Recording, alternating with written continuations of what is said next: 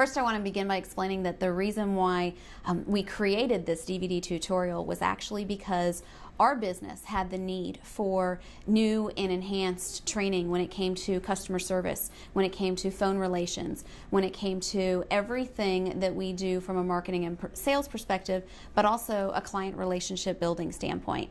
We needed something, or I sat back and I realized that I needed something to be able to share with my staff and to be able to talk to them and let them hear let them do more than just throwing something up against the wall and hoping that it sticks. Let them know more about what the philosophies are and what the thoughts are and how to gain control and how to get the results that you want by leading people to those results to begin with. So this is a tape that I hope that you find and you can use in your business, but it's something that is definitely something that will help our business grow as well.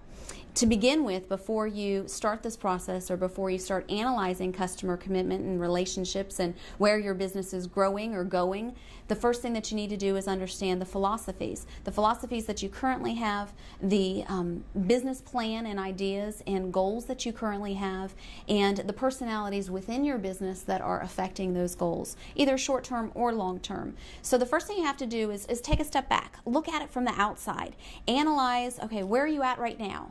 What is your definition of success? How far have you gotten from where you started? And how far do you have to go to get to where it is that you want to go? The first thing that you need to do is you need to analyze and realize that you have to have a clear and concise plan. You know, it's interesting, but about 1.5 years ago, I sat down and I said, you know, there was a time when people say if you put a goal poster, whether it be, you know, losing weight or reaching, you know, a new level of success, if you have a goal poster and if you have that set goal and if you have that in front of you, so everybody knows what your plan of action is every day, you're going to be closer towards reaching that goal. Well, about 1.5 years ago, I sat down and we had an office meeting with our staff and with my husband, and we all sat down and we said, okay, what are our personal goals? What are our professional goals? Ask your employees what are their personal goals and what are their professional goals. Understand what everybody's working on so you all understand what you're working on, and so you make sure you're working on things together, bringing all those pieces together to make everything unite and complete. So the first thing is sitting back and analyzing what is your goal, and then knowing that you're taking steps to actually reach that goal. Amazingly enough, about 9 months after we wrote our goals and put them in writing and everybody knew what we were doing, we had anticipated that they would be short-term goals, meaning that they would take up to 2 years to achieve. But in actuality, we all finished our goals within 9 months from the year. Now, the big game plan there is to quickly initiate new goals so you can continue growing towards your future. The next thing that you need to keep in mind is, what type of thinking do you have? What type of thinking do the people that you surround yourself with have? Are they what I like to call cheetah thinkers, or are they turtle thinkers? You know, the best way to put this in perspective for you is to analyze a cheetah thinker and what actually they do and how they respond and how they move. A cheetah thinker is someone that, for instance, is like a kid in a candy store when they're going to a trade show. A cheetah thinker is someone that will go to a trade show the minute the doors open, will be bursting in, they can't get in there fast enough, and they're going to go from vendor to vendor to vendor. They're going to do it quick and fast, and they're going to start purchasing things right away. They see a new neat toy, they buy it. They see some new technology or software that will help their business, they'll buy it. Now, on the other hand, you have what's called turtle thinkers. Turtle thinkers usually aren't, you know, racing to get in the trade show floor whenever the doors open. Turtle thinkers usually take up the program, open up the book, they'll carefully analyze every vendor that's going to be there, what row they're at, what is the most logical time or flow to go see these different vendors. And then what they're going to do is they will go and they will see and they will speak and they will, you know, evaluate all of their product needs. And they may even take it back to their hotel room that night, and they may have, you know, a trade show spreadsheet. If you've ever done this, you know now that you are a turtle thinker. If you've ever purchased like on the spot, then you know you're a cheetah thinker. The people, you know, whether you're one of those, there's no right or wrong. The people that I'm weary of and the people that I caution and want to put the red flag up for are the people that are what I call cheetahs in disguise. The cheetahs in disguise will go to a trade show room and they'll go around and they'll quickly buy. They'll get excited about a new product. They'll get excited about a new album or frame or whatever it is, and they'll purchase it. They'll make that purchasing decision. But then when they get back to their office and they get back to their business, it'll sit leaning up against the wall. You know, they'll never put an image in it and put a price tag on it and put it for sale. Or they'll have a camera up a new piece of technology or a new software program, and they'll say to themselves, when I read the manual entirely, from beginning to end, and I understand every feature and aspect of that piece of equipment, then we'll begin putting it to use. Well, if you wait for all the lights to be green, you're never going to move forward. So you need to come up with a happy medium. And if you've identified yourself as a cheetah thinker, and then surround yourself with a turtle thinker, and then together come up with a way to create a balance, then you will most likely see your business succeeding. There are a lot of dynamic duos that are in the industry, and I like to look at them and analyze that usually if you see two powerful people in any type of business or any type of team, that they're usually complementing each other because they think in both of these aspects. Now, the third thing that you need to keep in mind is what type of money that you're spending and how it's making you a profit. To start with, what you need to understand is how much money does your business need to bring in daily to reach your goals, to cover your expenses and to operate. How much money does your business need to do to grow? So if you want a new piece of equipment, if you want a new car, if you want to hire another employee, then you need to take that into consideration. And every day that you're not reaching that dollar goal, it's taking you away from that revenue generating activity. Or that you need to create a new revenue generating activity. If you've reached it or exceeded it, then you know that you're able to move forward. So many businesses, like I mentioned initially, throw things up against the wall and hope that things stick. And in the end, they don't understand why they're not growing or why they're not successful at all. So analyzing what your goal is, analyzing how your personality will ultimately affect your goal, making sure that you keep your priorities in order and you analyze how much time you're spending on different projects, but more importantly, analyzing the fact that everything that you do is going to reach you towards your goal and help you from a profitable position. You need to analyze how much time you're spending on different activities. My mom actually taught me something very early on, and it was a very wise lesson. She said that if you can ever do something and make more money and delegate something else to them, then you're going to become more financially successful. And let me give you a good example of that. Her example was that if you can hire somebody else to clean your house in an hour or 2 hours, and you can pay them $50, $100, $150, depending upon how big your house is, and you can do another revenue generating activity in that same time spent, then you can, and make more money, then you're losing money by actually cleaning your house yourself. So when you're looking at all of your tasks, analyze, is there something else that I could be doing and getting paid more for what I'm doing? There are a lot of things that come into play in the photography industry right now. First, as an example, as you get new technology, you have to ask yourself, do I want to become a lab or do I want to be a photographer? Do I want to become a printer or do I want to become a photographer? Do I want to become a website developer or do I want to be a photographer? Just because you can doesn't always mean you should. So take a look at the functions and the duties that you're doing every day, and then ask yourself, am I making the most money that I can make doing those functions? Or are you just doing it because you're afraid to step out of your comfort zone, you're afraid to move on?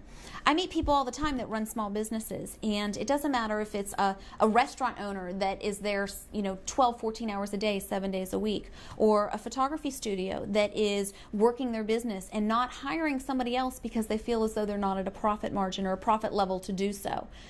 Realize that in order to grow, sometimes you need to spend more money to make more money. And if you hold yourself back because you're taking the time doing like the little production stuff, then you're not ever able to make that leap and do the stuff that's going to take you to the next level. So realize that it does cost money to make more money. And if you're not consistently doing revenue generating activities, then you may be missing out in the end. Lastly, you need to understand who your competitors are. See, it takes more than just having a goal and understanding how your personality reaches that goal. It takes more than knowing how much profit you need to make and knowing where your financial dollars are being spent. It takes more than knowing whether or not you're doing a revenue generating activity or you're doing an activity because you think it's cool. It also takes knowing what your competitors are doing. To start with, you need to create a list of what your top 5 to 10 competitors in your area. Now, in our industry, we think of our competitors as friendly competition. We're friends and business associates with most of our competitors or colleagues. it doesn't matter whether or not you have a friendly relationship with them. It's important to understand what they're doing so you know how, when you're talking to someone over the phone or when you're talking with them face to face, you know how to indirectly overcome their objection without ever putting down another studio or another photographer or another business. You want to sell the benefits of your business by overcoming what they're doing differently. So make sure you take the time to research their websites and to analyze what are the pros and the cons of that site.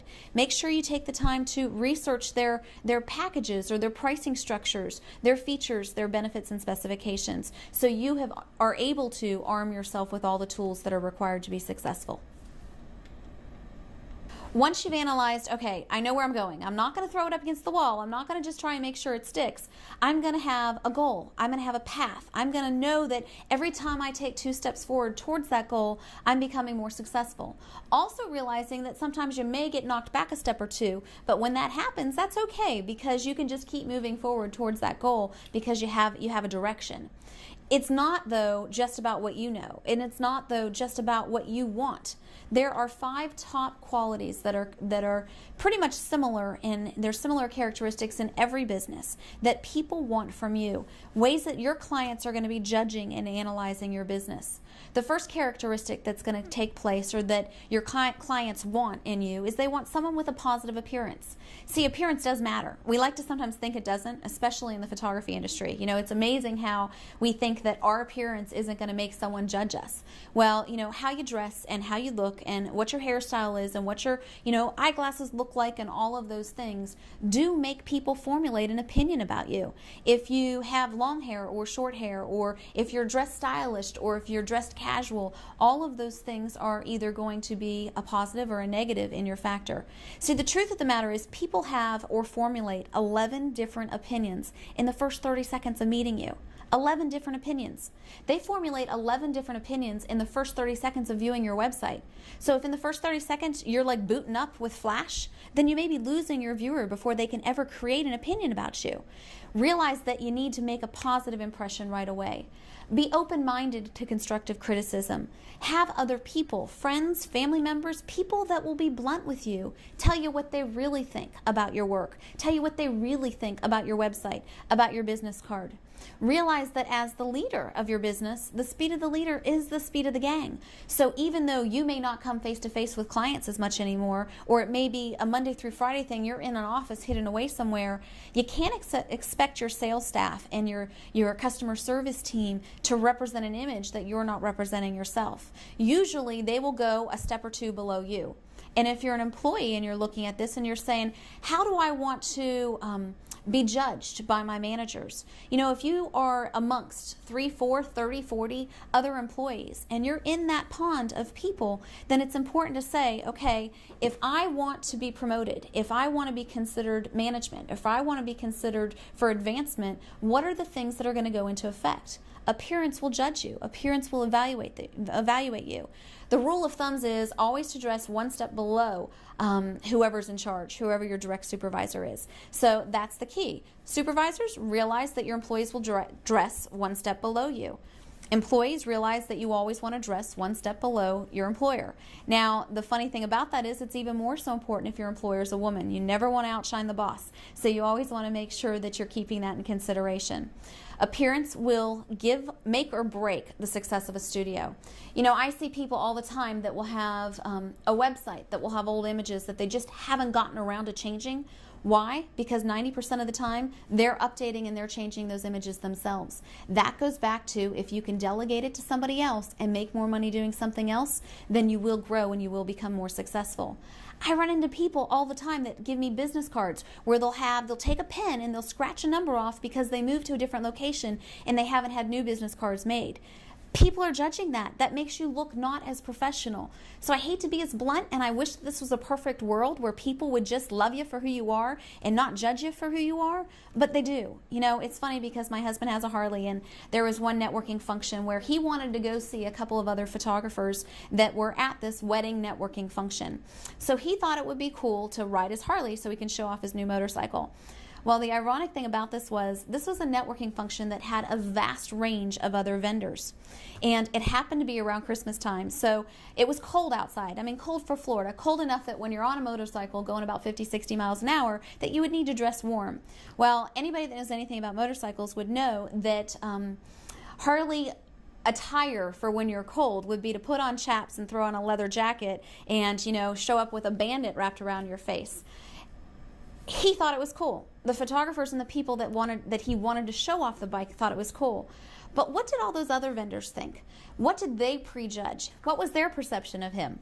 You know, is this a person that they're going to want to refer to their brides? Are they going to stereotype him in different ways? And I'm sure that they did. See, because myself included, when Jeff first came home and said that he wanted to buy a Harley, I thought, oh no, I don't want to be married to someone that's going to be a motorcycle rider, because I visualized all of the old movies and all of the, you know, crazy outlaw type stuff. So it doesn't really matter what it is. Sometimes it's people's lack of knowledge that makes them come up with preconceived notations about other people or stereotyping them in different ways. So be open, be honest, and realize that your appearance will affect the business that you may or you may not get. The next thing that clients want is they want to know that you're qualified. Now, the truth of the matter is, and the blunt reality is, you could talk until you're blue in the face. And the bottom line is, if you don't have the qualifications, nothing that you say or do is going to prove to them that you're qualified. What shows that you're qualified? Well, in the photography industry, our websites, our images, our portfolio is actually going to validate and show that we're qualified. More importantly, referrals, people telling them that you're qualified to do this job, vendors in the industry, other businesses that are referring you or referring clients to your business are going to prove that you're qualified. See, it doesn't matter what you say, they need it to be validated from other sources, which is why networking is so important, which we'll talk about in a little bit. So knowing that you're qualified, knowing that you have an appearance that matches what they're looking for, and then knowing that you have the proper communication skills to be able to talk to people. Those communication skills are what led us to this DVD training, because I needed to know that the communication skills that were important to our business would be portrayed by the person answering the phone, would be portrayed by the people that were talking to the clients, that were building that rapport and building the benefit of our business. So knowing how to communicate, both verbally and written, making sure that your correspondence that goes out of your business actually portrays the message that you want to communicate, making sure that everything that leaves your studio and everything that's said about your business is giving the impression that you want your studio or your business to give. The fourth thing that you want to look at is dependability. Well, if you go to a high-end furniture store, for instance, and you pay $2,000 or $3,000 or $5,000 on, you know, a piece of furniture, and they say, okay, it's 6 to 8 weeks, 12, 13 weeks for delivery, what gives you the confidence that they're going to be dependable and they're going to deliver the products and the services and the goods that they've promised you? It's their reputation in the industry. Again, it goes back to referrals. What are past clients saying about them? What are other vendors or businesses saying about them? What is the media saying about them? All of those things are characteristics that are going to validate your business's dependability. So making sure to network with those sources and utilizing your resources to work to your benefit as best as possible. Now, last but not least is proper critical thinking skills. Now, critical thinking skills is the ability to spot assumptions, weigh evidence, separate fact from opinion, and ultimately see things from more than one angle. Remember when I asked you to analyze whether or not you were a cheetah thinker or a turtle thinker? Well, that takes critical thinking skills. Being able to step back and look at things from more than one angle. Being able to analyze and apply critical thinking skills in your business and see it from more than one angle. Being able to communicate with your employees, and as employees communicating with management to apply that critical thinking skills to effectively get your points across and to be as effective and as efficient as possible. So what does it mean to be able to spot assumptions and weigh evidence and separate fact from opinion? Well, as an example for a wedding photographer, if you're at an event and all of a sudden your camera breaks or you're having a malfunction or a problem, not making it as obvious. You know, knowing how to handle that situation and knowing how to respond in that situation without, you know, giving the bride a nervous breakdown without making them nervous and understand what's going on. Being able to quickly think of another solution on your feet and work around that rather than having it work against you and ruining or affecting that moment. The other example would be if you're in the middle of a reception and a videographer keeps, shining their light directly into your camera and affecting the outcome of your images. You have two choices. You can either confront them and create conflict, or you can work around it. Analyzing what is the best result and what is the best choice, and being able to think about it by separating your facts from opinions and seeing things from more than one angle may be a better solution. So these are the 5 things that people want in you. Take a moment and quickly evaluate what your appearance is like, how you can improve, what you're procrastinating and putting off, and then evaluate what your qualifications are like and how you can document or prove yourself to be more qualified. Bragging about having medals and master's degrees isn't going to be what it's going to take to make you qualified, because to a consumer, they have no idea what that means. So understanding that it takes more than just medallions to make yourself qualified, and takes more than just rewards or awards or ribbons to make yourself qualified. It takes faith, and it takes referrals, and it takes your strength in the industry or in the community to give that and to bring that home. Communicating. How can you communicate better? How can you communicate more effectively? Obviously, by using this DVD training tutorial, you're taking one step in the direction to make that happen. And then being dependable and applying critical thinking skills and learning how to work in a situation by using your resources in the community is going to sum it up with what they want in you. So now that you know what they want and you know what you want, then you're making the steps in the direction to reach your goals and to move closer towards making everything come to fruition, and not just throwing up against the wall and making it stick. So you know what your clients want, and you know what your goals are. Now, how do you bring those two things together to build a rapport that's strong enough with your clients to not just have them come once, but to have them come time and time and time again to you and to your business? Well, the first thing is to understand the importance of analyzing and understanding each one of your clients' personalities. See, everybody has a personality characteristic that's embedded in them. Now, when we're younger, it's more obvious. It's more obvious because you automatically act a certain way or behave a certain way. And as we get older and mature a little bit more, we learn to adapt our personalities a little bit more with other people, or based upon the people that you're around. So you end up merging on different characteristics. However, ultimately, somebody feels, or everybody feels, more comfortable in some characteristic or another. First, let's take a look at some basic personality traits. You have 4 different types of people, and I like to refer to this as like our STAR program. The first personality characteristic is a supportive person. Now, a supportive person is not going to come to an appointment by themselves, and if they do, they are very much out of their comfort zone. Now, how do you identify this person? Well, you can pay attention to what they say and what they communicate to you. You can also watch their nonverbal communication, which would be like their body language. A supportive person is going to be a person that is going to be more of an administrative assistant, a secretary. They're going to be in a position where they're going to be supporting somebody else. So make sure that you have an interview form that asks them about their occupation. When a supportive person comes in and you say, "So tell me, how did you guys meet?" they're going to look at the person that they're supporting, and they're going to look to them for advice, or for them to respond, or for them to give them permission to respond, because their dominating personality trait is to be supportive to other people. A supportive person makes a great mom, makes a great secretary, administrative assistant, they make a great librarian, they make anybody a great person that's in a social working type position, again, any type of helping position. The next characteristic that's important to understand is your task-oriented personality. Now, how do you identify a task-oriented person? A task-oriented person is going to be very detail-oriented. They're going to be someone that likes numbers, that understands computer, that understands technology. They're going to be somebody that is going to analyze all of the details, and if they come to your appointment or if they come to your consultation, they're going to bring a notebook and they're going to have lots of questions ready to be asked. The main thing that you need to understand with this person is you need to answer their questions. They may ask you questions about equipment or about products or selections that they don't even really know why it's important to ask, but they're going to ask you the question because there was a guide somewhere that told them they should ask that question. So you just need to put a smile on your face, and you need to understand that they are fact junkies. They need to get all of the details and all of the information and then make a logical decision, not an emotional one.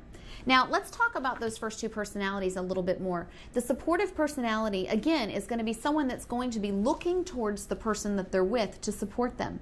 If they come by themselves, it's important to identify that and then not put the pressure for them to make a decision, because you'll make them feel very uncomfortable. So even if they don't book, or even if you're not asking them to buy from you, what you're going to do by making them feel uncomfortable is bring up negative signs. Typically, a supportive as well as a task-oriented person have to visit you or have to research you at least twice. One of those interviews or appointments or consultations may be done over the phone, where they ask you more questions in detail. One of those appointments may be in person, or both of them may be in person. But what a task-oriented person is going to do is they're going to go home, make a spreadsheet, type everything out, analyze it with graphs and numbers and charts, and then make a logical decision. A supportive person is simply just going to wait for the other person with them to support their decision and then move on from there. Answer their questions, talk a little softer, respond to them kindly, and don't pressure them to make a decision.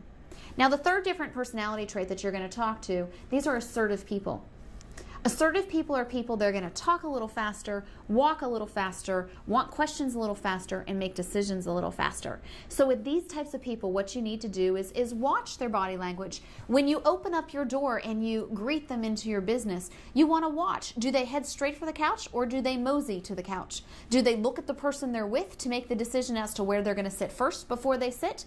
Are they looking for that support, or do they see where they're going? Do they go there? Do they sit down and get ready to start? Assertive people don't need a whole lot of instructions or directions. They're coming to you for basic information. They've already done their research. They saw you perhaps on a website, or somebody else told them to go to you. And an assertive person is going to come in. They're going to find out a couple of things. I like what I see. It's in my price range. Okay, I'm going to book. They don't have a whole lot of time. And if you start spelling things out, detail for detail for detail, to the assertive person, they're going to get bored. And they're going to start thinking, I've got to go to the bank. I've got to go grocery shopping. I've got 1,000 things to do, and I'm going to move on. Now, if you noticed my tone a little bit as I shifted to an assertive person, you're going to talk a little faster. You're going to talk a little sharper. With an assertive person, pick up the beat a little bit. Change your personality to adapt to them. Now, you may ask, how do I know if they're assertive? Well, if you can't pick it up by their body language or by their tone in their voice, then you may want to ask them what they do for a living.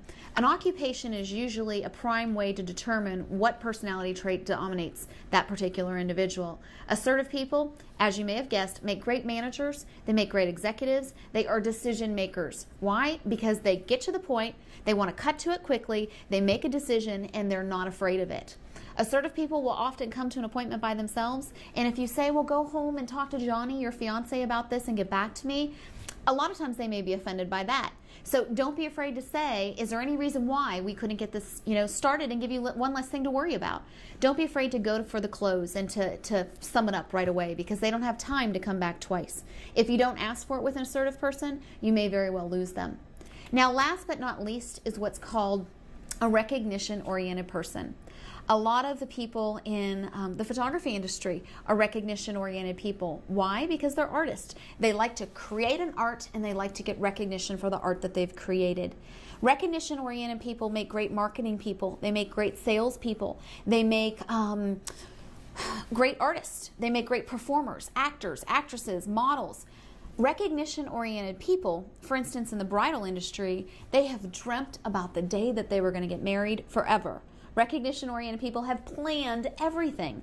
And if you don't see this sign, if you don't pick up on this quickly, you may spend more time giving them facts and more time building up yourself and taking the recognition away from them, thus offending them.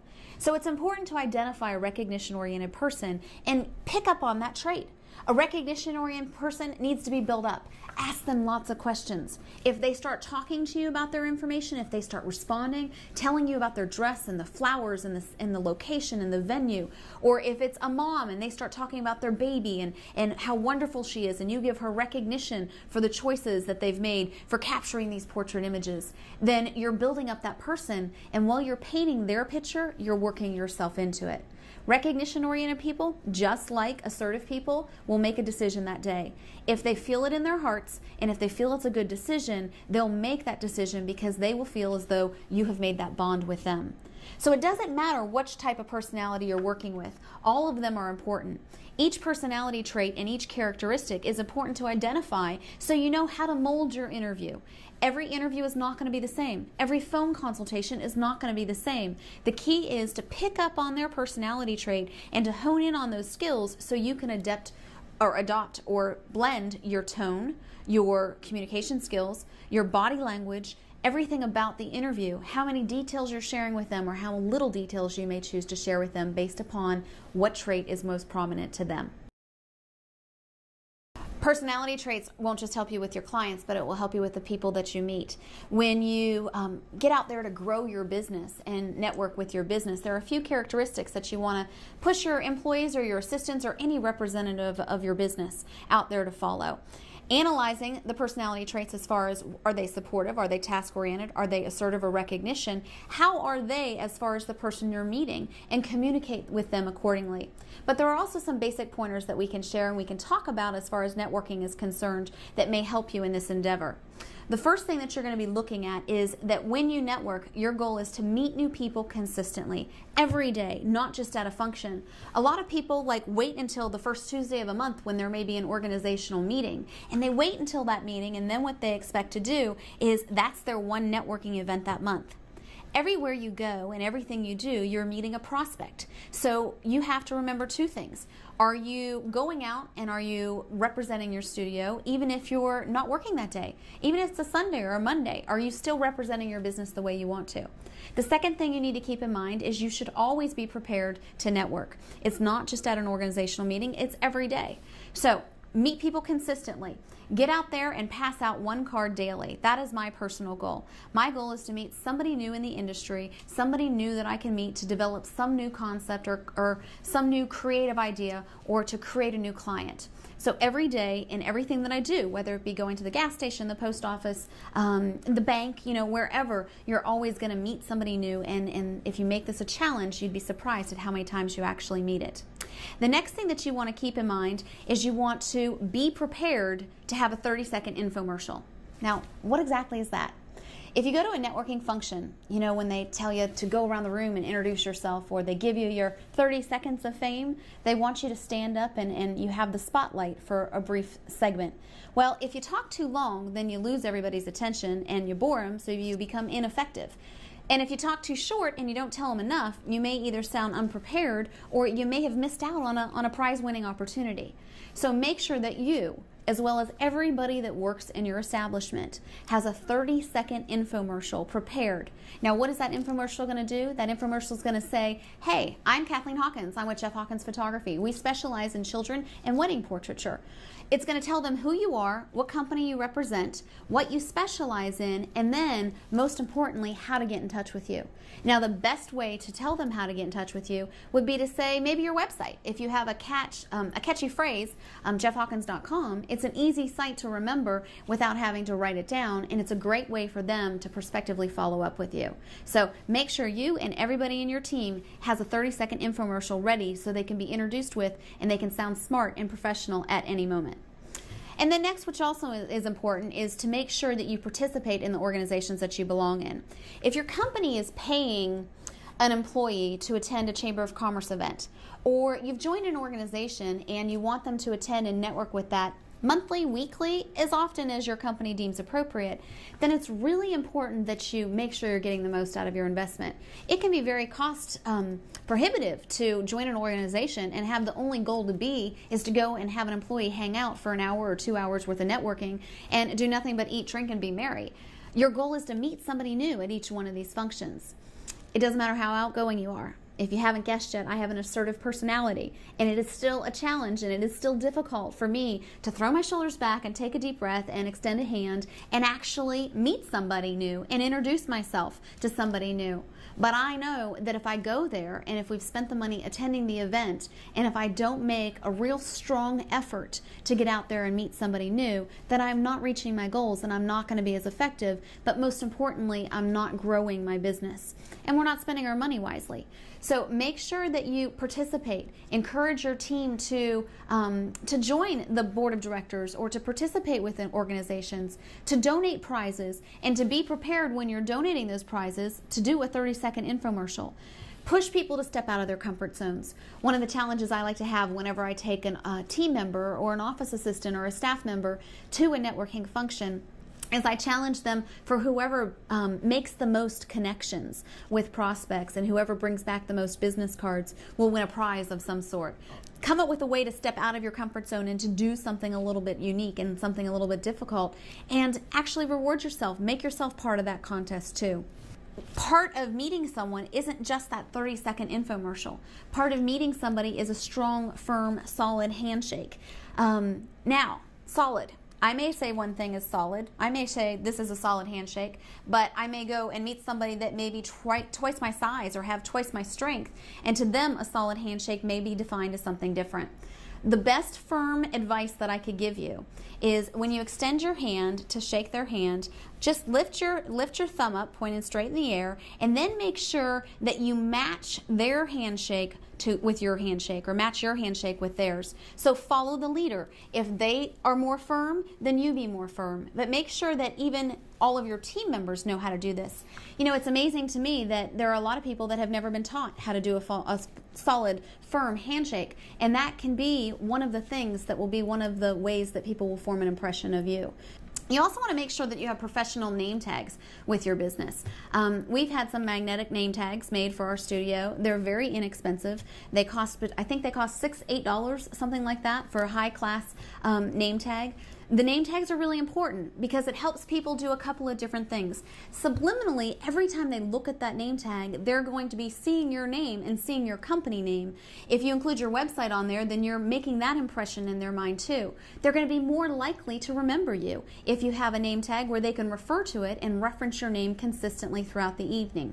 Now, as a hint, if you are right-handed, you want to make sure you wear your name tag on your right side. So when you extend your hand to give them a proper handshake, you're actually extending that name tag out there, so that's what's most visible. That's what they're seeing as they shake your hand. Again, you never get a second chance to make a first impression, and in the first 30 seconds, they're going to formulate 11 different opinions on you. So make sure that before you spend the money to send your team out there or to represent yourself at a networking function, you keep that in mind. And then you also want to make sure that you follow up. It doesn't do you any good to go to a networking function if you don't get business cards and then do something with those business cards, because people will forget who you are. They'll go their separate ways. They will remember people that take the time to do something important. Now, as emails become so inundated and it's just overwhelming because people are getting hundreds and hundreds of emails, email follow-up could be one form of follow-up from a networking function, but a personal letter or a nice little card, a handwritten card, may be more effective too.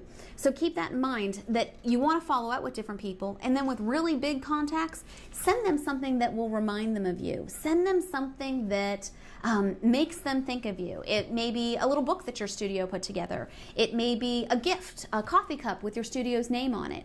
It could be, you know, anything that is a little bit more unique, but sometimes sending them a little gift or a little special something will make you stand out. Keep in mind, everybody wears a sign that says, "Make me feel special." Everybody wears a sign that says, "Make me feel special." Your employees, your significant others, and then the people that you meet. So the ones that you actually make feel special and the ones that you do something a little bit different with are the ones that you're going to leave a lasting impression with. Following up with people from networking functions is not the only form of follow-up that's important to do. It's also important to follow up with your clients, with your contacts, with your potential customers. A couple of things to keep in mind is that when you're following up, you want to implement a system that will assist you in tracking your leads, but also assist you in making follow-up easier. Email follow-up with potential customers is very powerful and very important. You also want to keep in mind that phone follow-up within a specified time frame is very important. As I travel around and consult with photographers nationwide, one of the things that I notice is there are many studios that A, have an answering machine that answers their phone instead of a live person, but B, that take 24, 48, 72 hours or more to respond to an internet request or to a phone request. So first, let's stop and let's talk about having an efficient system that will not only track email correspondence, but track lead source correspondence for any potential customers or current customers that you may have. We personally use a studio management software called Photo One. It's by Granite Bear, and this is what we have found to be effective in tracking our leads and following up with our clients. Now, something that's important to keep in mind is it doesn't matter what studio management software that you're using, as long as you're using something in your business so everybody is communicating and corresponding and staying on the same page. Using a studio management software, the first thing that you can do is you can locate and track clients quickly. You can sort them by their name. You can sort them by their first name, their company name, their home phone number, reference, zip code, work phone, or even type, where we can do a search and we can pull everybody that does children's portraiture or wedding portraiture or whatever their customer category is. Let's pull this one client here to see. When you click on a new client, say you're going to schedule an appointment with them, or you're going to call them to schedule a pickup, or to contact them for anything, using a software is going to help make sure everybody is working efficiently. You can see here that it says an important message is in the notepad, which means that somebody has entered under notes that he booked an associate level, but it also says here that he bought the promotional package with the guest book. And in the promotional package that we happen to be offering at this time means that he gets a CD with an image that's going to be used as like an office wallpaper or a desktop wallpaper. So with that, we know to make sure that that's delivered with his order. But the other thing that you can do is you can click on the appointment screen and you can track any appointments that he either has scheduled or has already had scheduled, so you can keep in touch with them in their progress. As their family continues to grow, you can do to-do lists. Like if you want to remind yourself that they're expecting a child and you need to send them a gift certificate or a card of some sort, you can add that into the to-do list. The other form of follow-up will be an email follow-up. So you can do a couple of different things to save you time and to make your time more valuable. You can create a list of drafts, and you'll see here you can do a search by subjects, and you can create a list of automatic drafts. For instance, you meet somebody at a networking function, you can have a draft that you're going to send out to them that says it was nice to meet you. You do an interview. As you'll see, there's a draft that will automatically prepare to send to someone from an interview. If they book you, there's a draft that you will automatically send to them. Now this is how easy it is. If you do a sort by subject, you'll see they'll all go in alphabetical order. You can click on the email that you want to reference. You can go down to the subject matter. Control A would highlight everything. Hit copy, and then go to your email, and then hit paste. Now, what I recommend, let me modify this a little bit. You can either be generic and you can say, Dear future bride and groom, which is very unpersonal and not recommended, or take the time to type in Dear Amy, or whatever their name is. Personalize it a little bit so it doesn't obviously look as a cut and paste. And then take the time to type in their address up here and to type in a subject, nice to meet you, and then hit send. Don't ever send somebody a list with 20 different emails like this in the to column, because that just makes it very unpersonal for two reasons. You don't want anybody knowing how many people received the exact same email, even if you met 50 people at a networking function. But also, you want to make them feel special, because everybody wears a sign that says, what? Make me feel special. So you need to make them feel special. You need to personalize it a little bit more and do something that makes it a little bit more unique. So if your business is doing absolutely nothing else but sending out emails that are personalized to the contacts and the people you meet, then that's the first step. If you want to be an overachiever and if you want to grow your business, then consider sending handwritten cards to those that are more valuable, or consider sending a gift to the contacts that are even more important. But track everything that you do using your studio management software and using your email folder. So basically, to summarize that, you're going to make sure you have an email system. You're going to save time by using drafts. Anytime you type one email once, put it in a folder, because you'll probably have to use that information again at another time. But then you also want to make sure that you respond to phone inquiries within 24 to 48 hours, and you want to take into consideration direct mail. See, a lot of things that we've been talking about and that we will continue to talk about have to do with a change in marketing, or a shift or a different trend in marketing. See, there was a time when we would sit down and we would try and overcome objections and do more of a hard sale, and there were specific things and questions that you would ask people to close them, to sell them. Well, see, people don't want to be sold anymore. There's a lot of competition out there, and it's important to keep in mind that people want to feel special and important and personalized. People will do business with people that they like. It is not a matter of price.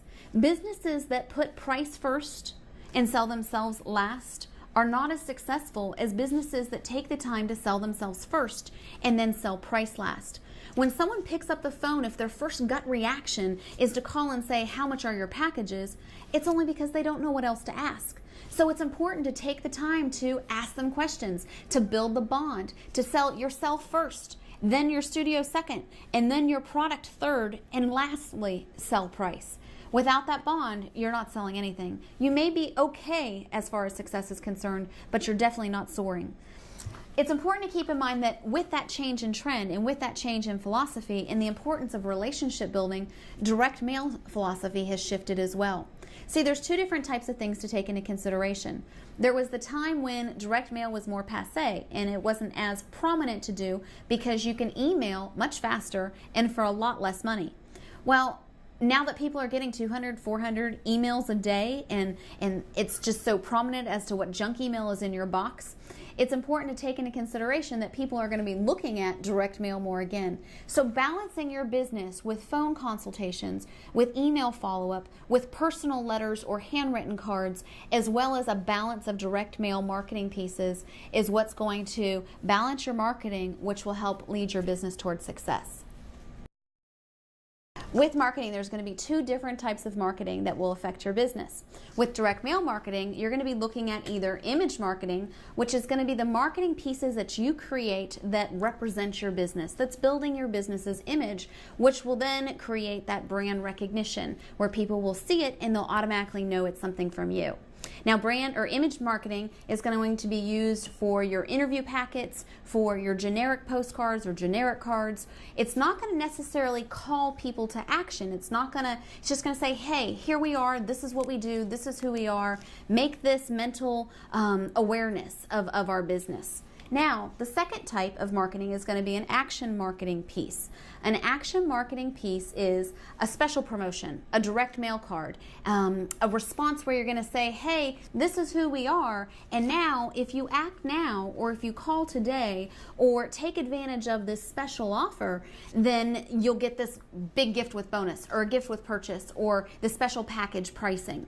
See, you're going to offer them something and you're going to create a specific call to action, making them want to respond. So before you start throwing your advertising dollars up against the wall and hoping it sticks, first ask yourself, how many image marketing pieces are we going to do a year? And make sure you've evaluated that and added that into your budget. And next, ask yourself, what are the action marketing pieces that we're going to do this year? And make sure you add that into your budget. But most importantly, make sure you talk with your team, with the entire organization, so they understand what you're asking people to do. Before you send out an action marketing piece, you need to prepare everybody to be ready to respond for that call to action.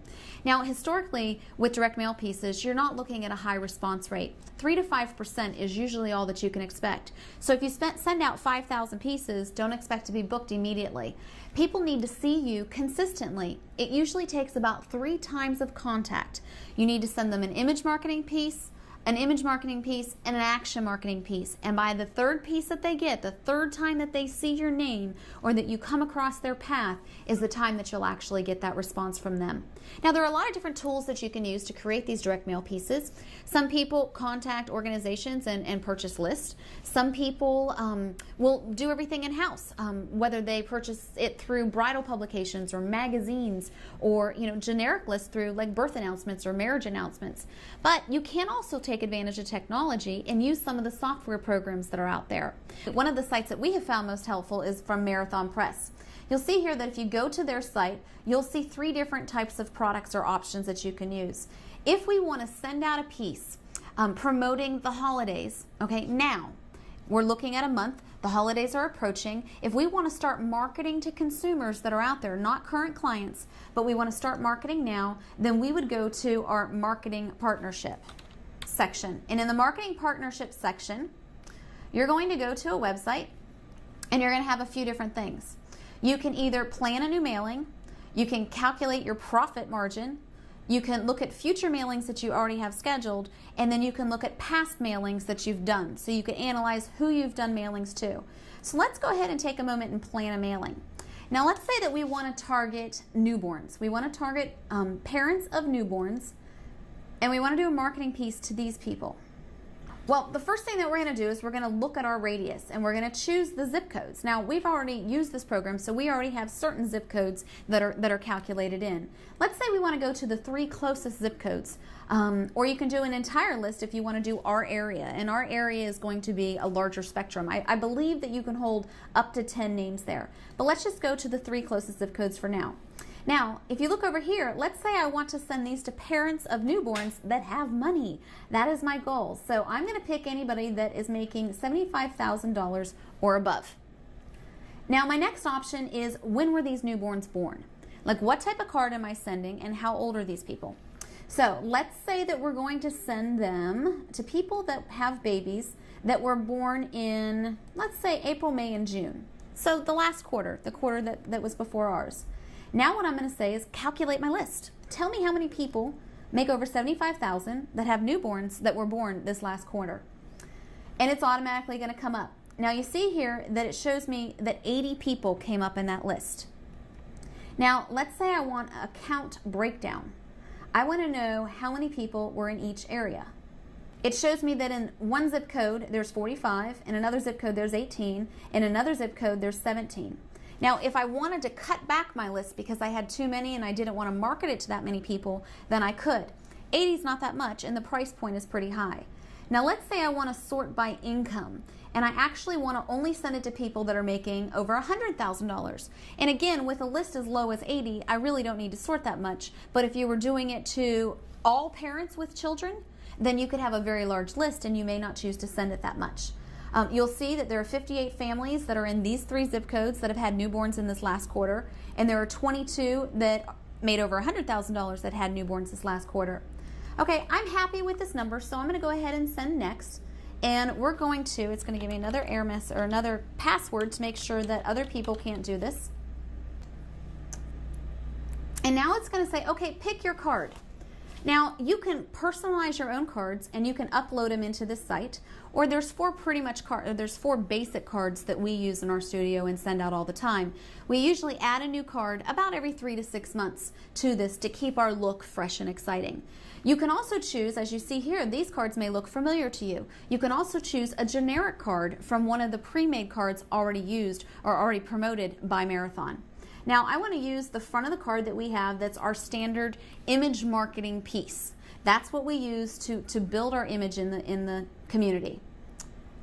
Now, for the back of the card, I want to choose the card type that I want. Again, you can use your own copy. You can create your own copy and they'll upload it to the site. Or you can use any of the copy provided by Marathon. So you don't have to reinvent the wheel. If it's already been created, you can just use something that's already been done. You still have the personalized front, so your look and your uniqueness of your studio is still going to be made. So I know that this card right here, because I know what cards are on the site, is the card that I want to use, that I want to send to them. And basically it talks about the holidays coming around the corner and wanting to call now, don't delay, dates book up fast. So now I'm going to hit next, and it's processing my order. Now it's asking me, well, when do I want to send this? Remember, you have to send something 3 times in order for them to actually respond. They have to get 3 different pieces. I can either choose to send 3 different pieces, I can send the front all being the same with 3 different messages on the back, or I can send the front being different. That's entirely up to you, and that's a decision you'll be making based upon your marketing needs. But I want this to go out on August 25th is the next mailing that we can partake in to be able to jump into this promotion. I hit next, and it's telling me the cost of my order is $50.40, and that's for 80 postcards. Now, if you think about it this way, there was a time when I was purchasing lists from either children's directories or getting them from, you can do a senior list, you can do a newborn list. There are all sorts of places that you can get lists from. So what I was doing before is I was purchasing these lists. I was giving them to an assistant to print out labels. Okay, once we had the labels, she was putting them on postcards, and then once she put the label on the postcard, she was stamping them and she was physically taking them to the post office. For the amount of time that it took me with my talking, I can now hit confirm, and for $50.40, these cards will be printed, labeled, stamped, and mailed, and no other effort needs to take place. Now, the great thing about this too is it says, thank you very much. We're going to charge your credit card on the date before it ships, and they'll give you a reminder email saying, hey, do you still want to do the session, just in case any of your finances change, or just in case you want to cancel something or tweak something or modify it as time continues. Now, again, you can go to your future mailings, and you can see what mailings are pending, and then you can go to your past mailings, and you can see what mailings we've already done. So you can actually target your marketing, and when you sit down and you create your budget, you can line up your marketing for the entire fiscal year and do it all in one shot and all in less than an hour and not have to label or stamp another postcard for the rest of your career. So this is one of those things that just because you can do something doesn't always mean you should, and you need to consider if it's saving you time and saving you money or costing you more. There's another piece of direct mail marketing, and this is the segment that I love the most. Remember how everybody wears a sign that says, make me feel special? Well, I love sending gifts and sending cards and being a girl about making people feel special. Well, now you can do this too, or you can easily train an assistant to do this, and you don't have to worry about the time that it may take to create it. So creating a personalized look and a personalized marketing piece. Going to the Marathon site again, what you're going to do this time is click Client Connections. And now I'm in Marathon's website using their Client Connections program. Now this is a lot of fun. You'll see here that, let's go to past mailings to start with. You'll see here how often we use this website. Everybody that we photograph, every client that comes through our doors will get a thank you card, and on the left side of the thank you card they're actually going to have an image from their photograph. Now this is really great because if a client is on their honeymoon and comes back from their honeymoon, they're always excited to see a complimentary thank you card or a thank you card from us with an image from their event. This is the first image that they've seen, and it's a great way to build relationships with your clients. Now we don't just send them to the couple, we send them to the couple's parents as well. We send them to any name and address that's associated with that client that we possibly can. Now the cost is minimal. It's around $1. It really depends on the quantity that you're sending and what you're sending them to, but it's a personalized little note card that actually takes a little bit of time but can really build creative, lasting relationship benefits. You can do a longer version of one if you want to, and basically what you're looking at this is a trifold card, and what you're looking at with this is you've got the image on the top, you've got a personalized message in the middle, and then a coupon on the bottom. Now both styles of cards have coupons associated with them. Now this is really neat, and I know that this works because we've seen our clients do it, but I've done it myself.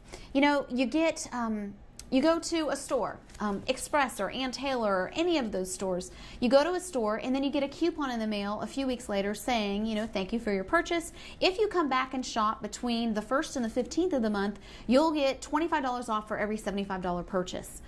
It doesn't matter what it is. Those little incentives, those little thank yous make clients feel as though you took care of them, not that you took them. And that's really important.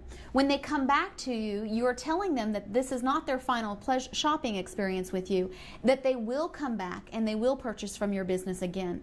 Let me show you how easy it is to create these cards and to really create a custom personalized relationship with each one of your clients.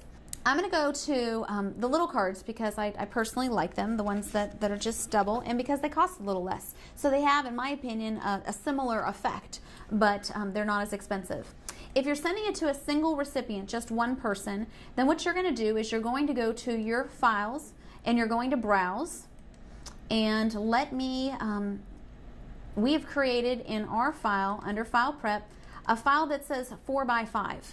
And basically what that means is these are the images from each client that are automatically prepared and ready to be used on these thank you cards. It's part of our workflow processing system that one of the files is saved as a 4x5 in a 250 DPI.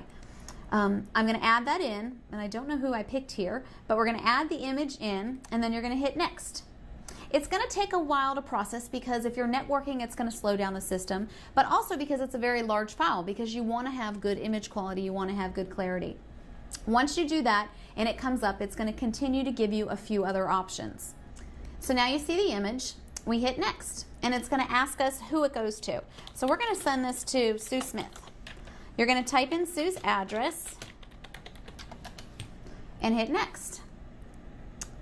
Now you're going to choose a message. Now they have been kind enough to provide us with a few messages to use if you want to, or you can use some of your own messages. You'll see here that I have created some custom messages: a parent note, a portrait thank you, a new baby, a thank you for booking, and a baby portrait reminder. So if they're coming back as part of the baby portrait plan, then we have an automatic response saying, don't forget, your 3-month session is due. Now let's go to a new baby. I'm going to sign it with Jeff and Kathleen and then hit next. Now we can choose an offer. Then it's going to allow you to choose a special offer. When you're creating an incentive offer, you're going to want to choose something that is either going to A, encourage them to come back again, or B, add on something that is a unique purchase, something that they're not expecting to buy. If it's an engagement couple that you're sending a thank you for your portrait session to, and you're assuming they're going to get a guest book because that's what you sell your engagement couples, then you don't want to create an incentive that has anything to do with the guest book. You may instead want to create an incentive that says 15% off their next frame purchase, because a guest book and a frame would help boost your sales and increase your profit margin. So all you do is add that here and then hit next, and it's going to cycle through. It'll show you what the front of your card will look like. It'll show you what the left side of your card will look like. It'll show you what the right side of your card will look like, and then it will show you the address panel so you can verify that it's correct. Now if I hit next, it's going to say, okay, when do you want to send this? Do you want to send it on the next mailing? Now, the great thing about this, again, is your price point is terrific. You are actually saving money because you're not taking the time to having an hourly person do this in-house, and you still have that personalization. You're still making your clients feel special. So the next time I'm going to do this is August 20th. Now, this was a new baby card. So let's say that I want it to remind me, because they have a new baby, to send another card in 3 months. So in November, on November 1st, 2004, I'm going to have it remind me to send the 3-month session reminder. And I hit finish. Your card is now complete, and in 3 months, you're automatically going to get a response reminder that's saying, hey, you told me to remind you to send them a 3-month session.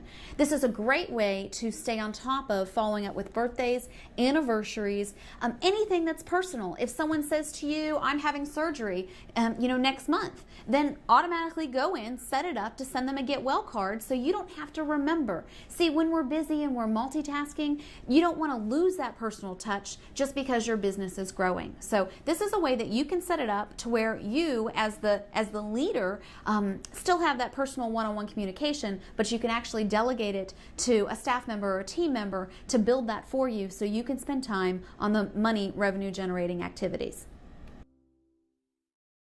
Understanding your philosophy on developing the trust and creating relationships and doing more than just selling to your clients. Building a bond that's going to make them come back to you time and time again is the first step to creating and cultivating relationship marketing. The next thing that you want to keep in mind is, what are your goals with every single one of your clients? What are your employees' goals when they talk to clients or they work with clients?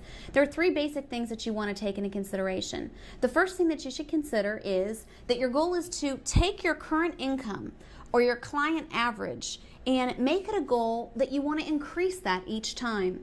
You know, it's funny, I consulted with a photographer in South Florida, and they had said to me that when they did wedding photography, they had a gift with purchase, that if you spent $1,000 on reorders, you received a gift with purchase. And then they started shifting their business more towards children's portraiture. And they had some of their wedding clients come back and spend $1,000. And the response was from the client, well, what is my gift with purchase? And this photographer's response back to him was, oh, well, we don't have a gift with purchase with our portrait clients. And then he stopped and he thought, well, that's silly. Why am I not rewarding them for spending more or pushing them up to the next level? And his immediate response was, because they were already spending $1,500 or more on each one of their sessions, so why would he reward them for spending $1,000? Well, then with a portrait client, you should bump it up to the next level. As people start achieving that, that's how you're going to grow, by making them want to spend more. You know, it's really funny because during the holidays, you may go into some of the different department stores and you can see that they'll have a buy 3 and get 1 free, or they'll have a special promotion that, you know, if you spend this much money, you save this much money. Well, women are, unbelievable when it comes that way, but men do it too, because I know that my husband recently went to Home Depot to buy a pressure washer. And I don't remember exactly what it was, but when he went there, he went for a certain pressure washer with a certain amount of amps or something like that. And then he ended up coming back and spending $150 more, because if he bought a more powerful pressure washer, he received a bunch of free attachments. Now the key word was he thought those attachments were free, so it increased his perceived value, making him feel as though he would spend more because he thought he was getting more. Well, the same thing should work with your clients. So take a moment and stop. Stop and look at some of the most powerful companies that are out there. Take a look at the fast food industry. Take a look at the department stores and what's happening with them, and how are people responding to them, and how do they merchandise. They have probably spent thousands or millions of dollars analyzing it, analyzing psychology, analyzing customers' perceptions, analyzing what methods work and what methods don't work. They've done all the research. Just follow their lead. Don't reinvent the wheel. If you take those things and you implement them in your business, then you're going to be increasing your average profit per sitting or per event. The other thing that you want to keep in mind is you want to make sure that your customers leave with a perception that you took care of them, not that you took them. That's really important, because there was a time in our business when we would sit back and we would say, okay, we have all of these clients. If you have in our business about 50 new members or new wedding clients that come into our business a year, well, as they develop, then technically we should have 50 new family portrait clients, because after they get married, they should move from point A to point B. Well, there was a time in our business when we used to sit back and say, why aren't our clients coming back? Where if you analyze or if you interview any of the top portrait studios or any of the top businesses throughout the nation, you will see that most people get their business from either repeat customers or from referrals. It's not in the advertising dollars that you spend. It costs a lot more to get a new client than it does to keep an old one. So you want to make sure that they leave feeling positive about their experience. Think about this. If someone spends $3,000, $4,000, $5,000 on an experience with you, and it doesn't matter what your business is, if they spend a lot of money, and then it comes down to the point where they want their album shipped, and they just paid $4,000 for the album, or $5,000, or even $1,000, now you want to add $50 for shipping. Wouldn't it be more advantageous to charge them $1,050 up front and then give them free shipping on the back end? See, because you don't feel as though, or they don't feel as though you're nickel and diming them, you're pushing them for that extra buck. They feel instead that they've spent $1,050 or $4,050 up front, so you're rewarding them for their purchase with free shipping. Little things like that, if you really look at it, is just shifting your thinking. It's going back to applying the critical thinking skills that we talked about earlier, thinking about it and seeing it from more than one perspective and seeing it from more than one angle before you come up with your ultimate conclusion. So making sure that they leave happy, making sure that they trust you. Customers that trust you and feel comfortable with you will do business with you time and time again. They'll know that they're going to get a solid product from you. They'll know that they're going to get what they came for, and they'll know that you're not going to take advantage of them. Those are the relationships that you want to create in marketing. Now, how do you do that? You actually have to care. You have to be genuine with your caring, and you have to remember that what you put into the lives of others will eventually always come back to you. It always does. Now, it may not come back to you from that person. It may come back to you twofolds from somebody else. But whatever you put out there will always come back, whether it be positive or negative. And it starts with your philosophy in your business. So before you start to argue a point or a philosophy or for a print or for a dollar, before you start to argue that on principle, stop and ask yourself, what is it really costing you to reevaluate your thinking? Not to give in all the time or to give in to everybody, but to analyze, is it going to cost you more than the dollar that you're fighting for? Keeping in mind with whatever you do, customers will always spend more if they perceive as though they're getting more for their money. You'll jump up to that next level, you'll be happier about your purchase, and you won't leave with buyer's remorse. So the important goal is to increase their perceived value. And you ask yourself, well, how do I do that? If you have an image, what makes one image worth 29 cents, one image worth $3, and one image worth 30, and the same print or another print worth 300? Well, it's the perceived value of what that image is. So how do you create that? The first way to increase their perceived value is to create a gift with purchase program. If they buy this, they get this. how do you identify what that gift with purchase program is? Well, you have two choices. We figured out that our average portrait session may have an average of, say, $500. So if you want to bump it up to the next level, then offer a gift with purchase if they spend $750. If your average wedding client spends $3,000, then offer a gift with purchase if they spend $4,000 and a gift with purchase if they spend $5,000. Because if there's any hesitation or if they're sitting on the fence, they may be more likely to jump up to the next level. The other thing, or keeping in mind the gift with purchase concept, the other thing that you may want to consider is incentive pricing. If your client's average or portrait average is $350, you add an incentive for them to spend $500, such as the free gift with purchase of a frame, then it may seem like you're giving them $50 worth of product, but you're really not. You're making more money than you're losing. And this is having to think with that abundant mentality. For example, if they receive a free wall folio with the purchase of $500, your sitting fee raises $150. Your cost is maybe $40 for the frame and $10 for the print, so your cost is $50. You've just bumped your portrait sessions up by $100. So if you have 50 sessions in a year on a low side, then you're increasing your profit by $5,000. Now, take that across the board with everything that you do, and if you add $50 here, $100 here, you do two things. You leave with a happy customer and a higher profit margin.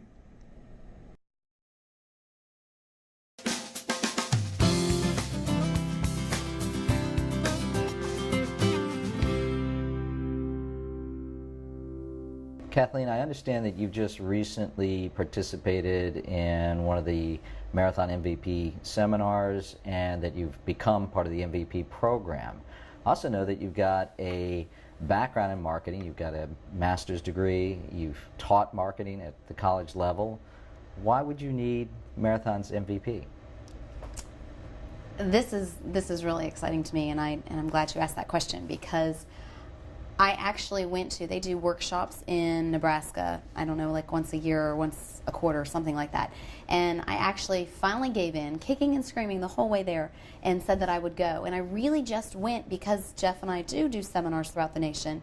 And people asked me about it before, and I really just went as a way to be open-minded enough to educate myself on what they were doing, but with absolutely no intentions of ever using their services. And it's so funny because I think that as studio owners, we become so wrapped up and so involved in running the business and day-to-day operations that though I went to college and I used to teach a lot of the things that are fundamental about business or marketing, whether it be creating synergy in your pieces or image marketing or action marketing and the difference between having that philosophy. I think that what happens is that we get so wrapped up in business that we forget that we really are a business. And we get so personalized with what we're doing that we forget to separate ourselves sometimes and look at it objectively, look at what we were doing objectively. And that's why I'm so excited to share this, because what going to that program did for me is it educated me in two different ways. It reminded me the things that I had known that I strayed from, because again, I was looking for, if I needed a postcard, I had a need for a postcard. And so we created it and we sent it out. It was just, I had a need, I filled the need, and we moved on. And individually, it was good. It wasn't phenomenal, but it was good. But altogether, it was defeating a lot of the fundamental things that make businesses more than just ordinary, but extraordinary, which is really important. And the other thing that it did for me is it drove things home a little bit more and made me look at it from a different perspective. Like Jeff was doing most of our graphic artwork, and he did a great job. A lot of what he was doing, though, because again, we get so wrapped up in the day-to-day operations, a lot of what he was doing was just getting it done to get it done quickly to move on. And a lot of what I was having him do was keeping it simple to help get it done quickly, to help move on. And though it wasn't great, though it was good, it wasn't great, and that's a big difference. So attending this workshop reminded me to bring synergy into your studio, and it really changed our whole image. And I'm so excited about what people are saying and the difference from, well, like we mentioned, the difference from being, oh, your website is great, your images are good, to, wow, this is the most beautiful thing I've ever seen. Or creating the synergy from all of your pieces to having a total look. in everything that you do is really going to drive home that uniqueness, and what makes Jeff Hawkins Photography different, and why can they charge more, because they're able to do something from beginning to end, and because we do have that synergy with our studio now to our business card. The other thing that I wanted to mention is that I had to go through and I had to reevaluate and see things from more than one angle, and take off my blinders that we get on, and just look at it a little bit more objectively.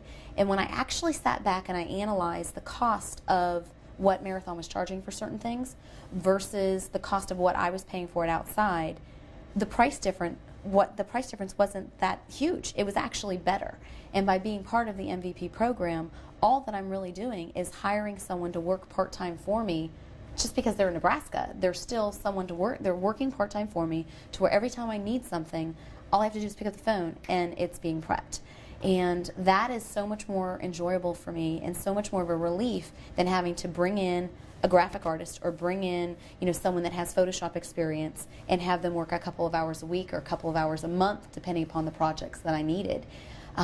Because you don't have to train. You don't have to have benefits. You don't have to do any of that. You just know that you're going to have high quality products produced directly for you. Why don't you show me some of the things that you're doing with Marathon now? Sure. I actually like to show you what we had before and what we have now, so you can see some of the synergy or the difference between the two. A couple of things changed. The first thing that changed, when I went to Marathon, I had our slogan and I had our color theme and all of that. And our colors were white, black, and purple. That was pretty much our colors. And when I really started to think about it and get back into it and do some research, I realized, A, that everybody is white and black and another color. And then B, I realized that it wasn't very soft.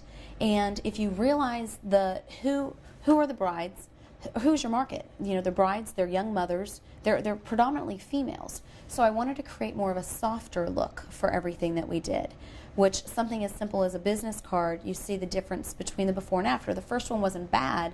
The second one is more unique. It's got a little bit of a spot coating on it, so it gives it a little bit more of a texture.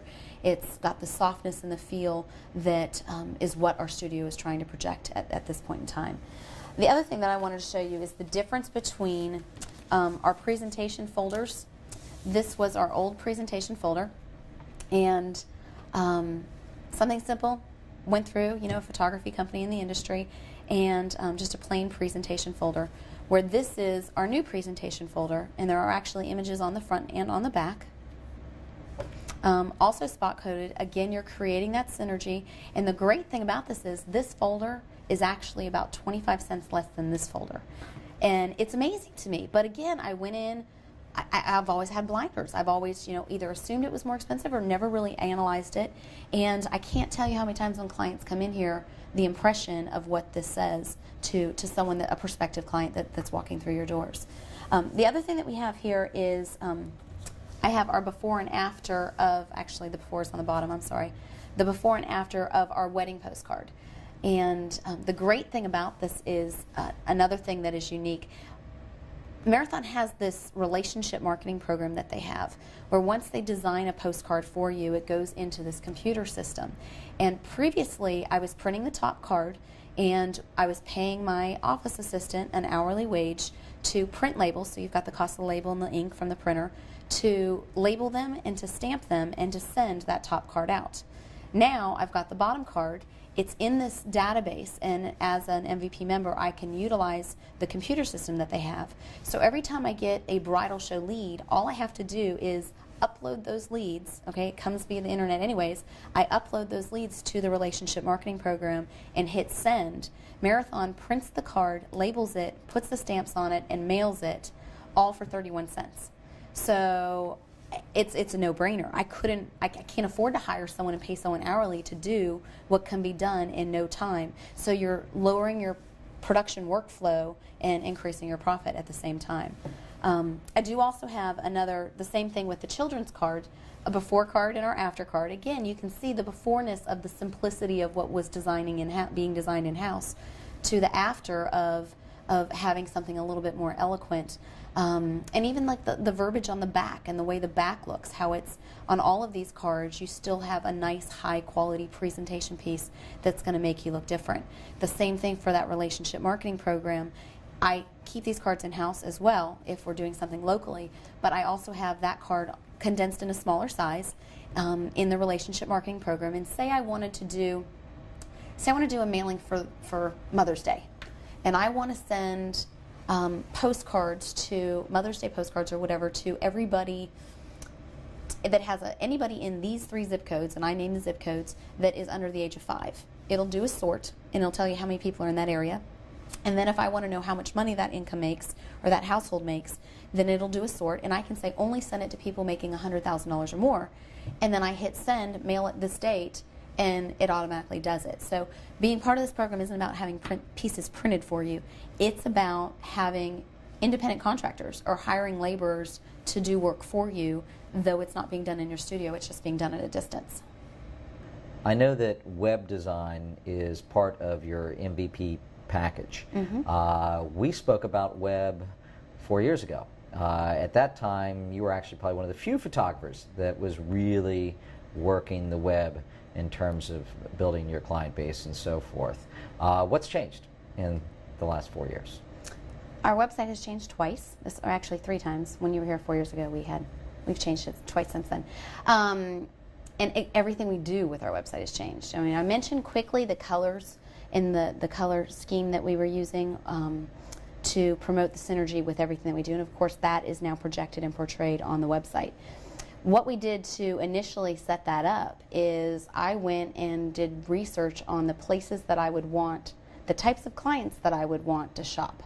And we went to places like Gucci, and we went to Bloomingdale's, and we went to Victoria's Secrets. This actually gives all the men permission to go to victoriassecrets.com and view the website and analyze the layout of the page, the colors that were selected for the page. These companies have spent millions of dollars in marketing research to attract those clients or to attract that demographics. So you need to take the time to do the same exact research and follow through and like jump by it. Every time there's McDonald's, Burger King's not stupid. They open up, within a half-a-mile radius. They just kind of follow that format, and the same should go with whoever your client is and wherever they're shopping. Follow the format of the leaders in that industry. So basically what we did is we took that look, we found the look that we wanted that was similar with all these other companies, and then implemented that look in with our website. Now I can tell you that we as in Jeff and I have we had some challenges, and we had some crossroads where we had to compromise. Marathon at first was adamant no Flash because Flash does limit websites. Well, real high-techy digital gurus are going to want all the bells and whistles on their website, and they're going to want a lot of Flash. And it's really funny because we came up with a compromise. The compromise is this. If you go to our website, when you first get there, you're going to see one image, and you'll see all of the keyword or all of our buttons, all of our main links that will take you wherever we need to go. You also see our phone number in case you don't want to wait for anything else. We do have basic Flash, which is our slogan, which is our studio motto, which is what we want to portray. Now, every time you click off of the home page and click back on the home page, this main image is going to change just to keep it more exciting. But rather than having something that's going to slow down or bog down a system, like a lot of studios that I visited their websites, they'll spend 30 seconds having a name pop up. Well, that name really isn't the most effective form of advertisement that you could have. You want, A, them not to get bored, but B, if they're going to wait 30 seconds for something before clicking off and going to another website, you want them to feel as though their wait was worth it. So impatient people will continue clicking. Patient people will stay on the site long enough to see at least what our slogan is, which is what we want to drive home. The other thing that we had to go back and forth with is just because you can doesn't mean you should. Just because you can do your website doesn't mean that you are the person that should be doing your website. We had an experience where we knew just enough to sometimes mess it up, or just enough to make it appear as though it's fine on one end, but we're limiting an audience on another end. or just enough to update it but not make it wowing. And that goes right back to the postcards that we were talking about. You know, the postcards were fine by themselves, but if you hire someone that does nothing but make postcards every day, then they have a lot more experience, a lot more education, and they're going to make it wowing. You know, just because someone can pick up a digital camera doesn't make them, you know, an award-winning photographer. Same goes with website development. I encourage photographers in our studio here. I believe that you should know enough to know how to hire a good web designer. I believe that you should know enough to know what to look for and what to tell them to do, but then let them actually do it. Because if you can do something else during that time and make more money doing something else and delegate that part, which the great thing about MVP, the site that we have here actually costs a lot less than a lot of the other places that quoted us. In the MVP program, our site was included with our monthly fee. So all that monthly fee did was broke down that payment over 12 months rather than going out and hiring somebody else to do it and paying them all at once, or in 2 payments instead.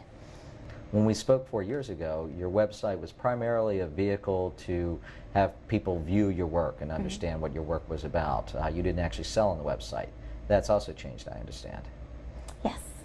This has been, by the way, the last 4 years, and continuously, I have to interject that it's been the time for change. And it's comical to me almost where people may get upset because they saw us a year ago or they saw us 2 years ago, and now we're doing things different. And because you've mentioned this twice, I feel as compelled to say that if you're not ready to grow and continuously change, you'll become stagnant, which means your business won't continue to grow and change. So yes, we have changed everything, and we had to be open-minded enough to know that though it was drilled in me that you always sell face-to-face and you never try and close a client over the phone, and those were things that were embedded into me when I attended school and likewise embedded into my students when I taught classes. It has changed now because people are busy, they're multitasking more than ever before. They have a vehicle now that allows you to be able to show and tell before you actually sell. We have added a section on our website. It's actually called our products page. And I can take a client anywhere and I can walk them through the different types of albums that we have, a definition of the album, samples of the album so they can actually view album layouts and designs. And I do this while we're on the phone, so we're still having that personal feel and that personal touch. But basically what happens is if I get a client that calls, they've viewed our website, they've viewed our portfolio, they can see on our portfolio that we do a selection of different types of images. They can see the difference between formal and documentary. I broke these two down so I can, again, use this as a process to be able to sell while I have them on the phone. They can view the images at a high enough resolution that they can see the actual images and really get an appreciation of what we do. But then we can move over and we can talk about the products. Or we can talk about our guest book, and I can actually explain to them what the concept is, and we can discuss it a little bit more from there. We can actually even get into some basic framing options, and then also work with them as far as framing products and discuss it from there. Now, I don't advertise prices on here because I want to be able to walk them through it, and I want to be able to take them on a tour of our gallery. Even though they may be doing it from the comforts of their home, I want them to be able to tour our gallery with me narrating the tour and educating them along the way, so you still have the benefits of being able to ask the open-ended questions and be able to close them with that feeling rather than just scaring them away with prices and never going through those steps. As I visit photographers' websites, I find often, I go back 3 months, 6 months, even a year later, and nothing's changed. How often do you feel you should be in there updating your website? That's a great question, and I have found that is not only true with websites, but it's also true with studio samples and things that you have on display that's selling you as a studio in your gallery. I think it should be a continuous situation. You should constantly change and update. But you have to have a plan. It has to be something that you actually physically put on your calendar. And it has to be a realistic expectation. It definitely should be no more than once a year. You should revamp everything no more than once a year.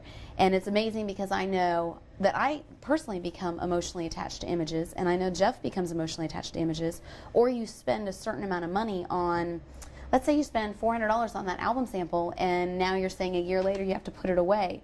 Well, if you look at how much you continuously evolve and grow as a photographer, as a business person, you don't want that representing you just because you're emotionally attached to it. So having, in the beginning of the year, decide, are we going to update it once every 3 months? Are we going to update it once a year?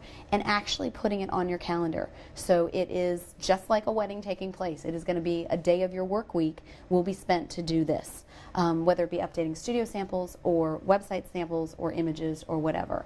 You also have to include it in your budget. One of the great benefits of being MVP is it makes you think about including it into your budget, and you actually get it on your calendar, so you say, okay, I'm paying this much every month to do this year. So it almost forces that accountability. It forces accountability on you and your studio because you're paying for it every month, so you know you have to do it. Updating the website was something that we did, was important to Jeff. He wanted to be able to update his own images and change it out at any time. You can contact Marathon and they can do it for you, or as the photographer, you do have permission and access to be able to update it as well. So just because you can doesn't mean you should, and you do have the benefit of being able to delegate. Just analyze, where is my time more valuable? Can I make more money doing something else, or can I make more money doing this? But the key and most important element is making sure you get it on the calendar and you update everything no more than once a year, and don't let your emotions pull at it. If you won an award or a print or a merit for something in the early 80s and she's got this big poofy veil and this big, hair, brides look at that. That's going to say something. And what they're thinking is not, oh, well, congratulations, you won a merit on that. They're thinking, haven't you won a merit recently? And it's going to come back and actually hurt you. It's going to be negative instead of positive. In preparing for the interview, I went and looked at your website. And one thing I saw, or I didn't see there, which I think you had on your previous websites, was links to other vendors. There obviously aren't any now. Why not? What are your thoughts there? Very observant. I'm impressed. I'm a firm believer that putting links on your website is just opening up a can of worms, because it's going to get out of control, and you have to be politically correct with who you allow to go on there and whether or not all the links are working. But more importantly, if you're going to spend time and advertising money drawing traffic to your website, why would you ever want to send them away? You get them there and then you're sending them away. Unless you're benefiting financially, which in the photography industry I don't feel this is the forum to be able to do that, it's not advantageous to send your customers elsewhere. A lot of people ask, how do you get around that? Like, how do you get your name on other people's websites, but you don't get, you don't put them on, you don't reciprocate that?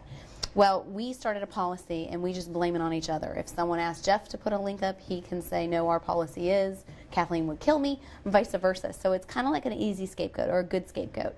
The second thing that we do is, because we have this policy that we do not allow links on our website, we do offer them as being a VIP vendor or a preferred vendor. If they're a vendor that would put a link of ours, if we give them permission to put our link on their website, then in exchange for that, we will provide them with stock images. Now, anytime we provide a stock image, the image will always say photo by or images by jeffhawkins.com. Or if it's a low-res file, it will also say that. Now, if they want that image without that image by jeffhawkins.com, then they have to, of course, purchase the image. So we do provide images for vendors all over. We typically, if they're like a cake person or a DJ person, we'll give them like 5x7 prints or 4x5 prints to go in a sample album that they may have. If it's the Ritz-Carlton or a higher-end venue, then often we'll provide them those albums that I was telling you about. We'll put together one of those albums because it's got a lower end. The peel and stick products, the eye mounts through Art Leather, is less than a $50 investment, but a great marketing piece for these high-end wedding venues to be able to share with their clients and show. So in exchange for a link on their website or our name on their referral list, then we in turn will provide them with stock images with our website advertisement on it. Online ordering has been a real mixed bag. There's a number of vendors that provide the service. Some people do it on their own website. Some people feel real strongly you should do online ordering. What are you guys doing? How are you doing? Okay. We are, on our website, we are actually using a company called More Photos, morephotos.com. And that's kind of interesting because Marathon does provide a website service, or that's part of the service that you get.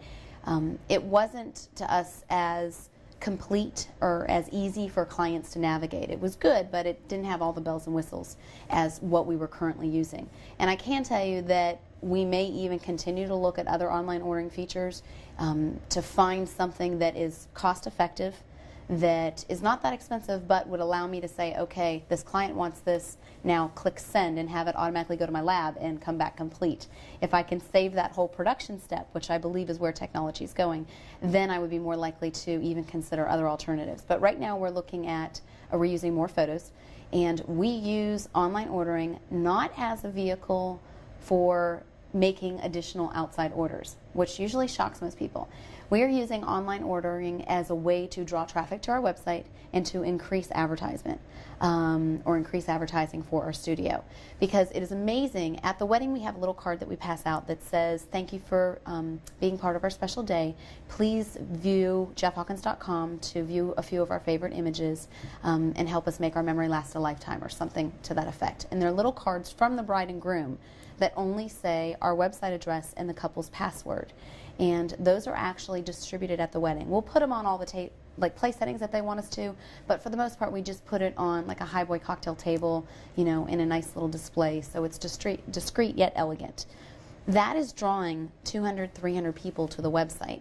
Most of the time, realistically, a friend at an office is just going to the website to view the images, not to purchase the images. They want to see them, they want to see that day, but unless they were really there, or unless there's like a great image of them on the dance floor, they're just there to peruse. That traffic increase to the website is increasing name recognition, which is increasing the fact that now they realize that you do more than just wedding photography. You do children, you do family, which is going to increase your amount of referrals, which will increase your customer base. Now, do people order online? Yes. We get at least a couple $100 every month worth of images ordered online. I am not totally convinced that these numbers are any different than if it was just the parents or the friends or the immediate family member ordering the old way of ordering. So it's a matter of making it more convenient. It's a matter of increasing traffic to your workflow. And then the other thing that we've recently added to what we put online is we actually view our album proofs online as well. Actually, we just started doing something a little different with our online ordering. When our clients come into proof, they go through and view their images for the first time, and they write down the selection of images that first jump out at them that they want for their album.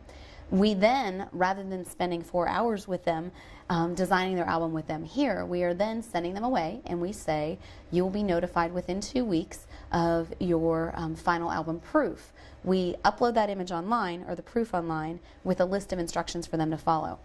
And this is what it looks like. So what they're going to do is they will then go to their proof, and they'll be able to scroll through each page of their proof and actually see what it's going to look like. Now, all that we did is we went to Program and we went to Files and we uploaded the JPEG images from Montage Pro and uploaded those instead of just the regular images. The same can be done for designer album images or the magazine style images. Once they pick their images and they view, or they pick their images, they leave, then Jeff will lay out the design for them, upload it online, and then I will forward them a list of instructions as to how to proof it.